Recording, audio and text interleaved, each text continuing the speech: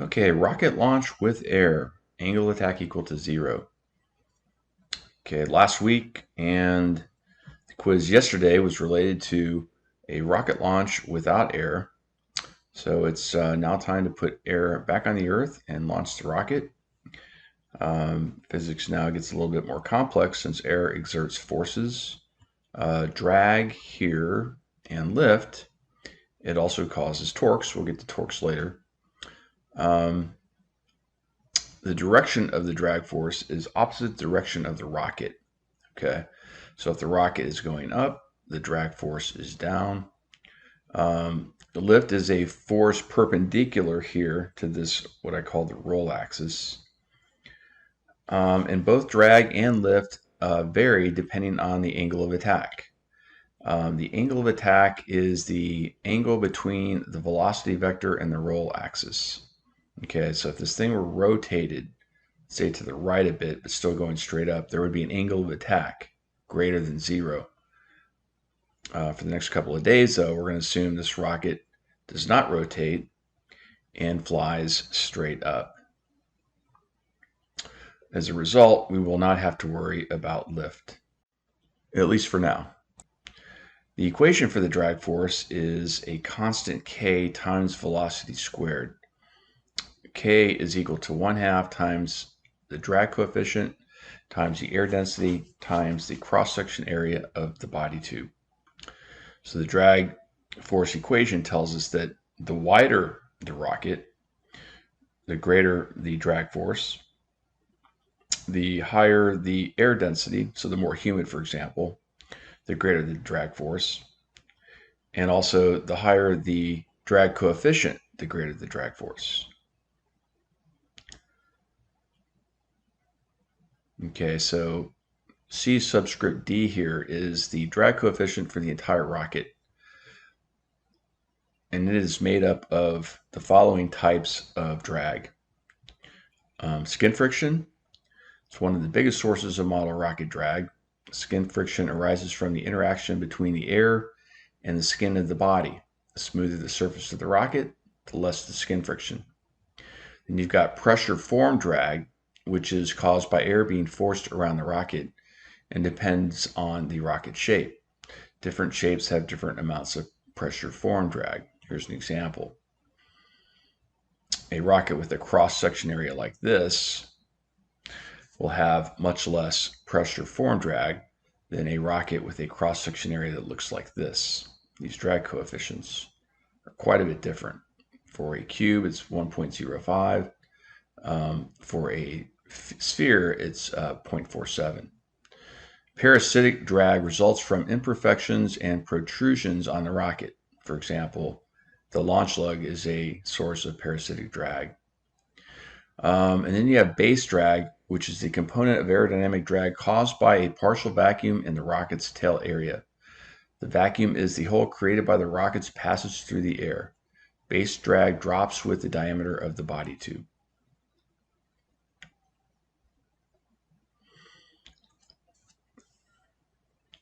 Okay, so the drag characteristics for the Big Bertha rocket. By component, nose cone contributes 0.03 to 0.56, so only 5%. The body tube contributes 0.36 to the drag coefficient, 64%. The fins contribute 0.16, which is 29%, and the launch lug 0.01, which is only 2%.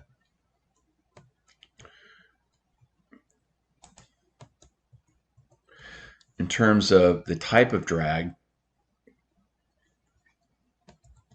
which the Big Bertha experiences, 0.04 is pressure form drag, about 6%. Base is 0.13 or 24%. Friction is 0.39 or 70%. So with air drag, the thrust phase net force equation is plus thrust minus gravity minus drag force. Okay. As you recall, the force equation without air was simply T minus mg. Now we have air, so we're also going to subtract off drag. The cos phase net force equation looks like the thrust phase net force equation without the thrust. So during the coast phase, two forces acting on the rocket include gravity down and drag force down. The descent phase net force equation looks like this. So recall the descent phase begins after the rocket has hit its maximum height and is in the process of returning to Earth.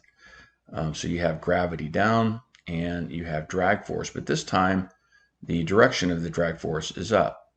Okay, when the rocket was traveling up during the coast phase, the drag force was down. As I said before, the drag force always acts in a direction opposite to the direction of travel. So as presented on the previous page, the net force equation which applies to the rocket descent after parachute deployment is this right here. As the velocity of the rocket increases on the way down due to gravity, the drag force will increase. And eventually, this will equal this. At such time, the acceleration of the rocket will be zero. So this becomes this. Okay, so K prime here is different than K. All right, this was the constant during the coast phase. So why is that different than this constant during the descent phase? Well, it's because the parachute has very different drag characteristics versus the rocket without the parachute. This K consists of the drag coefficient. The drag coefficient of the parachute is right around 0.8. That's substantially greater than the drag coefficient for the rocket without the parachute of 0.56. The cross-section area of this parachute is substantially higher than the cross-section area of the body tube.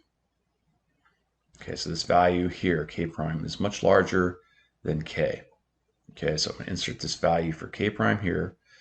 Okay, terminal velocity condition, the sums of these forces are zero. I'm going to solve for the terminal velocity here, and that is equal to 2 times the weight of the rocket with parachute divided by the air density times the cross-section area of the parachute times the drag coefficient of the parachute.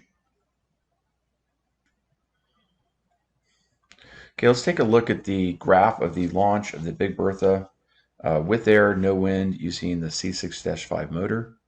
The green represents the vertical velocity, the blue represents the vertical acceleration, and the red represents the altitude. So at this point here, this is point number 1. This would be the maximum velocity, if you recall. That is the velocity at burnout. Okay, so that's velocity at the end of the thrust phase. Point 2 here is a spike here in vertical acceleration. Okay, this is during the thrust phase. And so as we know, the thrust of the motor is not constant. It spikes shortly after it is ignited, and that's what this represents. 3 here represents the maximum height of the rocket. Okay, so this is the end of the coast phase, the start of the descent phase. 4 here is a vertical acceleration peak. So what does this represent? Well, it's shortly after velocity at burnout, so it's shortly after termination of thrust. So the thrust here has gone from positive, right, due to the motor, to negative. So why would that be? Why would it go to minus 50 meters per second squared from very positive numbers here? Well, that's due to the drag force, okay? After the thrust is stopped, you have acceleration due to drag, and if you recall from the equation, acceleration due to drag increases with the velocity, and you have your maximum velocity at this point. So you're going to have your maximum drag. As I mentioned before, the drag is in a direction opposite to the direction of travel. Well, here the rocket is still traveling upwards, so the drag is down. This also includes 9.8 meters per second squared. Okay, so 5, another spike in vertical acceleration. So what does that represent? See if you can guess. Well, it's right as the rocket hits the maximum height. So think about it. Why would you have a spike in vertical acceleration And now all of a sudden it's gone from negative here to positive here. Okay, so this represents the change in the direction of drag due to parachute deployment. So parachute's deployed right here. Okay. And as I mentioned, the drag force is in a direction opposite to the velocity vector. So here the velocity vector is down, the rocket is returning to Earth. So the drag force is up.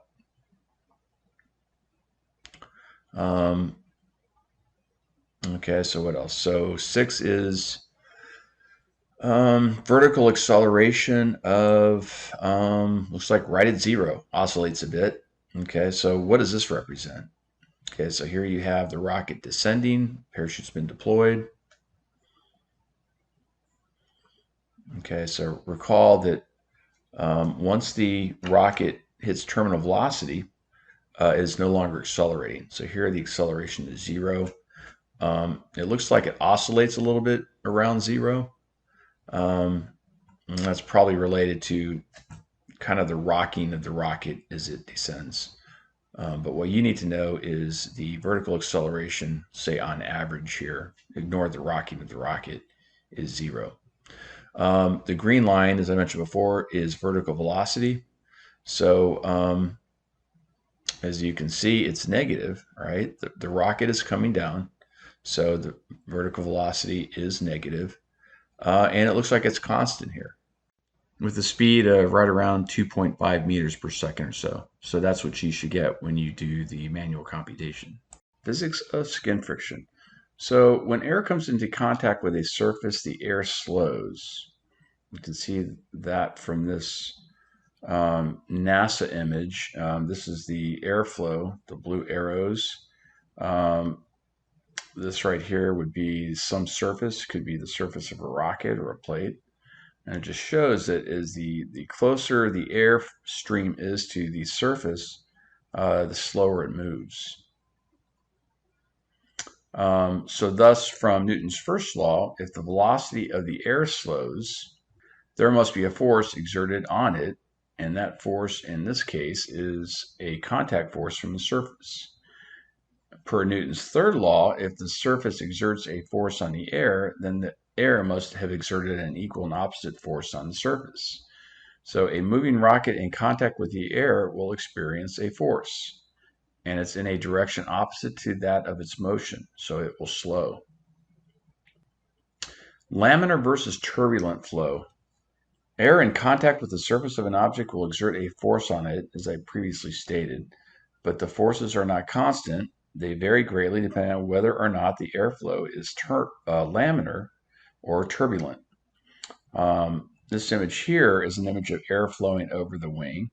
The air closest to the wing sticks to it and has 0 velocity. Further up, the velocity increases, as I previously stated. The horizontal lines here represent flow of air, and as you can see, they're quite smooth. Smooth and parallel flow lines are defined as laminar. So these are laminar airflows. At some point, the layers of air begin to mix, and the air becomes turbulent. Okay, this is what you see here to the right of this wing, and here towards the middle of this wing. Turns out that a laminar flow of air will have less friction than a turbulent flow of air. And this physical fact has been incorporated into the formulation of the skin drag equation, which I will show you here in a minute. So why does this image, this is an image of a wing with the airflow moving around it. So why do you have more turbulent air here than you do here? It's because of the angle of attack. Okay, so the angle of attack is the angle between, say, a line that cuts the wing right along this line, and so it's the angle between this line and the flow line of the fluid. Okay, so you can see that this angle here, right, is a little bit more than this angle here. So the greater the angle of attack, the more turbulent the air. Okay, so this equation provides for a summary of skin friction. It's a rather complicated equation, but it tells us a lot. So what does it tell us? Okay, so C sub F here, okay, represents this 0.032 times this coefficient of roughness divided by the length of the rocket raised to the power of 0.2. I'm not going to ask you to calculate any of this, but I want you to understand basically what this equation tells us. This part of the equation tells us that the more rough the surface, right, the greater R sub S, the greater the skin friction. Okay, that makes sense, right? An average concrete surface has a roughness number of 1,000, whereas a polished surface has a roughness number of 0.5. Okay, so designing a rocket, you probably want to prime it and paint it. It'll have less skin friction than an unpainted rocket. What else does this equation tell us? This equation also tells us that as the diameter d of the body tube increases, the skin friction drops. This can be proven to oneself by substituting 2 pi d over 2 times L, which is the body surface area. Okay, substitute this for this, and substitute the cross-section area of the body tube, so this term for this.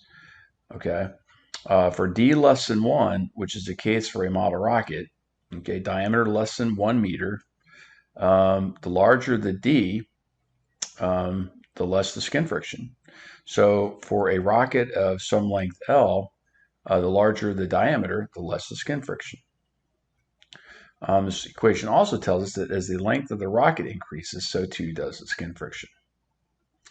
Then you've got this term over here that tells us that the larger the area of the fins, right, this number, and the thicker the fins, right, here's T, the greater the skin friction.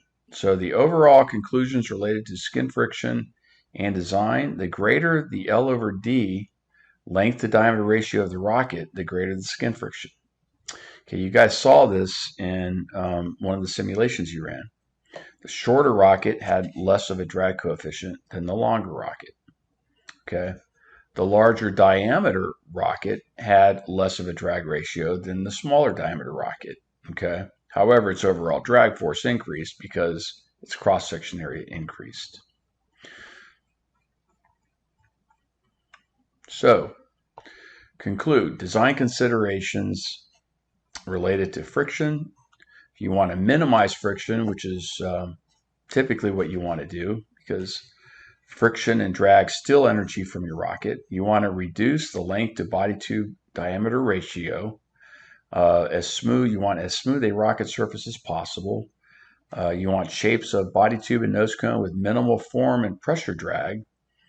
Okay, and you saw that when you did the experiment with the nose cones, right? A blunt nose cone, something like this, had a much higher drag coefficient than a conical shaped nose cone. Launch lug with minimal extrusion, no gaps between components, gradual transitions from one body diameter to the next using shoulders and bow tails, and we'll talk a bit more about that when we start building the rockets. Minimize number of fins and fin surface area. However, fins provide for lift and stability, so fewer and smaller fins result in less drag, but at the cost of less stability and less lift. Welcome to the world of designs. There are trade-offs. Also, drag and lift coefficients are not constant. They vary with an angle of attack. So